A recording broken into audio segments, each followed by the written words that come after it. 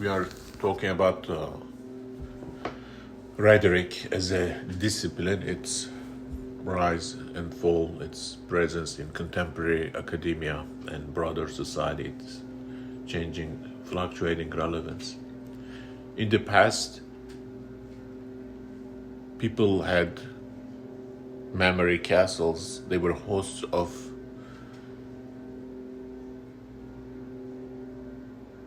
ideas in the forms of scriptures, books that were related to each other, that they would go over it in their personal monastic kind of circulation through passage through that which they have learned in the past. And today we have been reduced to users, if not losers. We don't host such spectacular structures of memory and knowledge as other institutions, that is to say institutions per se, are doing that. And so we just subscribe. We connect, we subscribe, we enroll, we sign in, we log in to them to achieve that which was achieved by scholars in the past. Is this emptying of individual? In some sense, we become superficial because we are just a device, maybe. The shift from knowledge, importance attributed to knowledge or information, to its usage, to its interpretation, to speculative commentary on it, to its analysis and its distillation for life, seems to gain new significance in the world of human information, human knowledge, and hence the rise of all those gurus and self-help people, varieties of people who try to convert this overwhelming amount of objective culture that has accumulated to turn it into subjective meaningfulness.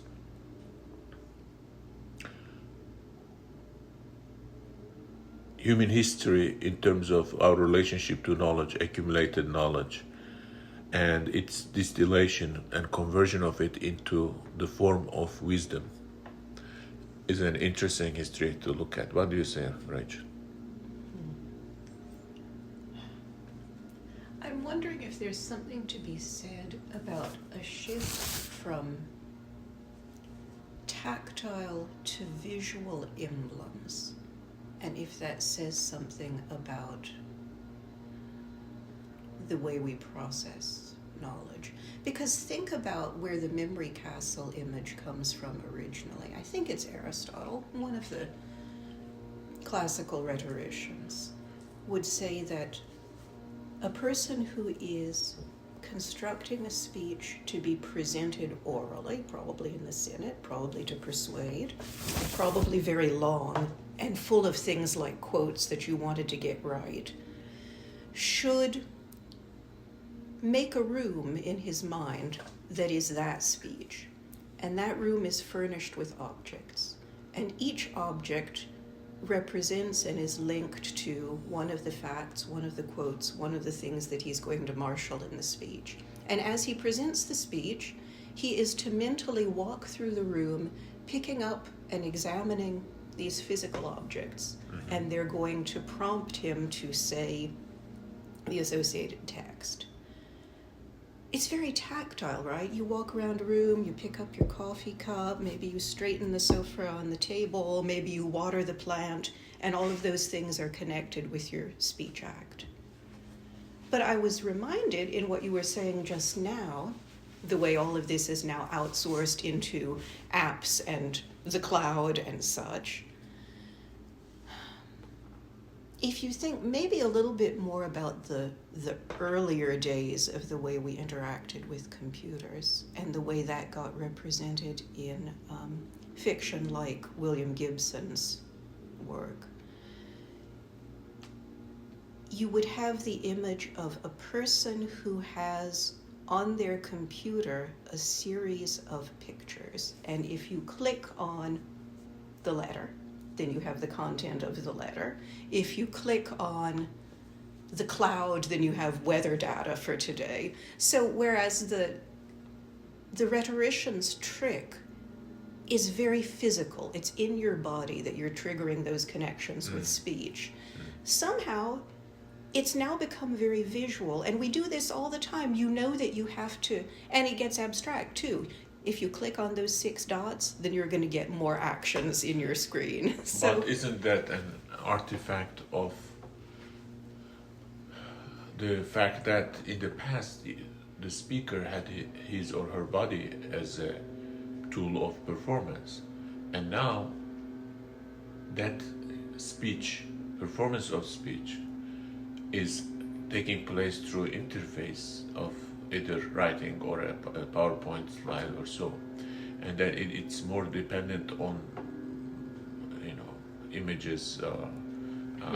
So the two memes things and, are both moves into, it's the same move into abstraction. Yes, because it is mediated now by the interface, whether it is another thing is that presentation, unless it's pure human to human, face to face conversation, is now mediated by forms, and there are certain expectations about them, certain key grammar, if you wish, that has emerged over time, and depending on field, you can have more of it or less of it. But for example, you have to have an image to anchor people's attention while they are talking about something abstract, or you can have 101 images to really dictate what you are telling, and so on. So there is that dimension too. Yeah, but I think part of modernity, or post, but not necessarily post, is that shift towards things being visual rather than tactile. I mean, it may just be because that's the way technology has taken us, and there's nothing remarkable to be said about it. But I don't know, I feel like with Harun and Ayat, they are so quick to see emblems where I don't necessarily see them. Like, we're driving down the highway and I'm looking for a certain, store in this cluttered commercial area, and they immediately see the emblem, the icon for it, while I'm looking to read text, to see a name, to see like the shape of the building in the way I expect it to be. There's a different sort of literacy that's emerging, that's a literacy that skips over text and goes immediately to image. Pictographic, it's probably the same effect that people with literacy and people without had. This is obviously it's not necessarily more sophisticated, but to look for icons, to look for memes, revealing edges. Basically, even the letters are distorted in a strange way. Distortion might not exactly give us the sense I want to convey, but even the letters have to be put in variety of fonts to get the attention. So the need for differentiation from the routine written text can go to the extreme and take the form of pictures, images, icons, and so on. Or just like now we were talking about how Zillow had changed the image on its app. Yeah. And I said, it's like Shazam. And what I meant was there was a silly cartoon character that was kind of a takeoff on science fiction, but it wasn't taking it seriously. And he sort of looked like Superman, but he had Shazam, I think, and he had this sort of, it wasn't really an S like Superman has an S, it was like a weird lightning bolt. And what I was trying to say was that the Z of Zillow, because of the color and the shape of it, looked like that. But Harun immediately said, oh, that's not Shazam, because Shazam's also an app and it looks like something. And, you can't even have the conversation anymore because it's short-circuited by the picture. Yeah, so what's your perceptual filter? It's conditioned more towards letters as opposed to icons and images. Yeah, this is a shift that is traceable in the dominance of apps. What kind of social media app is more dominant? There has been a shift from more literal to less literal, more pictographic, more audio visual, more sensory. And so the rise of Instagram is, and then its reduction to TikTok is immediately sensory. It's very, let's say, frugal, relies on shock only. So in its extreme form, compared to preceding social media, there is less and less intellectual, more and more sensory. Yeah, and you can connect that to another thing as well, to the decline of writing instructions. We went through a long phase where the instruction handbook got shorter and shorter and simpler, and now there simply isn't one, because rather than taking time to learn how to use a device before you use it, you're supposed to just play around with it and figure it out. To the point where if somebody wanted to go back and reconstruct, what are the steps? How do you actually do this thing? If I'm going to describe it step by step, it becomes increasingly difficult, as though there isn't really a good language for it. Part of that is built on the assumption that people make that no one has the patience.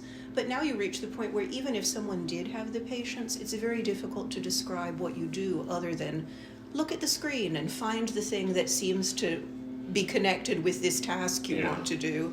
But that's partly an effect of our use of technology,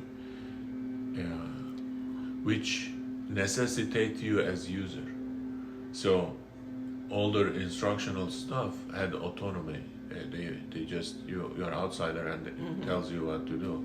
Yes. But for modern day tech forms of instruction, it goes from this is a tool and this is how you use it to this is an environment and you go and inhabit it. You go in it, yes. Okay. Yeah. Okay, thank you. I'm Mucahit Bilici, and I was talking to Rachel about the nature of knowledge, our relationship to information, learning process, shift in rhetoric, shift in our perception over time in terms of our new cultural environment. And we'll continue these conversations. Thank you, Rachel.